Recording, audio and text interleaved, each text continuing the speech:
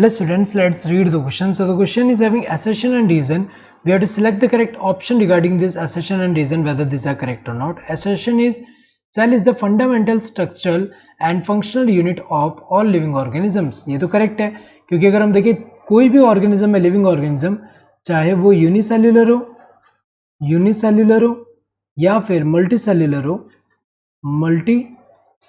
हो, इनमें अगर हम देखें पहले स्ट्रक्चरल यूनिट जो होगा इसका बेसिक स्ट्रक्चरल यूनिट ये तो सेल से बना है, और मल्टी सेलुलर ऑर्गेनिज्म में भी अगर हम देखें बेसिक स्ट्रक्चरल यूनिट अगर हम देखें तो ये किससे बना है, सबसे स्मॉलर यूनिट अगर हम देखें सेल से बना होता है। तो अगर देखा जाए स्ट्रक्चरल तो कौन सा है, सेल है।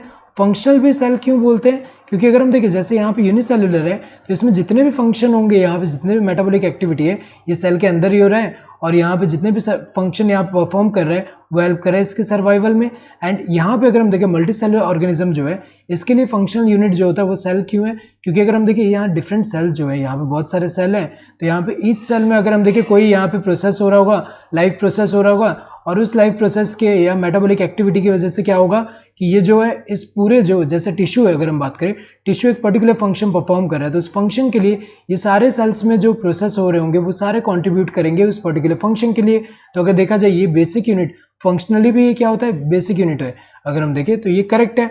Reason, a complete structure of a cell does not ensure independent life. This one is incorrect, क्योंकि अगर एक जैसे यूनिसेलुलर ऑर्गेनिज्म की बात करें, अगर एक कंप्लीट स्ट्रक्चर है जो इसमें चाहिए, प्लाज्मा मेम्ब्रेन, देन न्यूक्लियस, जैसे एग्जांपल अगर हम यूकैरियोटिक सेल का ले तो न्यूक्लियस हुआ, देन इसके अलावा यहाँ पे जो ऑर्गेनल्स है जैसे एंडोप्लाज्मिक रेटिकुलम हुआ, देन गोल्जी बॉडी हुआ, देन इसके अलावा माइटोकॉन्ड्रिया हुआ यहाँ पे, तो जितने भी यहाँ ऑर्गेनल्स एंड जितने भी कंपोनेंट है, अगर सेल कंप्लीट है स्ट्रक्चरली यहाँ पे कंप्लीट है तो वो इंडिपेंडेंटली या क्या हो सकता है, इंडिपेंडेंट यहाँ पे लाइफ जो है वो एग्जिस्ट हो सकता है। लेकिन अगर इससे एक भी कम हो, चाहे यहाँ पे प्लाज्मा मेम्ब्रेन ना हो या फिर कोई ऑर्गेनल यहाँ पे ना हो, तो उससे क्या हो जाएगा, वो इंडिपेंडेंट या कोई भी कंपोनेंट अगर यहाँ पे ना हो तो इससे क्या होगा कि इसका जो है इंडिपेंडेंट लाइफ नहीं हो पाएगा, इंश्योर नहीं हो पाएगा। तो अगर देखा जाए ये तो इनकरेक्ट हुआ, क्योंकि कंप्लीट स्ट्रक्चर है तो वो इंडिपेंडेंट लाइफ जो है वो इंश्योर कर सकता है, लेकिन ये तो इनकरेक्ट हुआ क्योंकि डज नॉट लिखा है।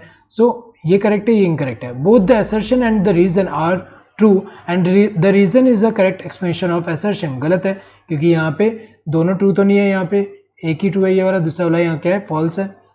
Both the assertion and reason are true but the reason is not a correct explanation of the assertion. ये भी इनकरेक्ट है क्योंकि दोनों तो ट्रू नहीं है। Assertion is true but the reason is false, correct है। असर्शन ट्रू है, रीजन वाला स्टेटमेंट फॉल्स है। Both the assertion and reason are false, गलत है, दोनों तो फॉल्स नहीं है, ये वाला करेक्ट है। Correct answer would be this third one. Hope you understood the question. Thank you and all the best.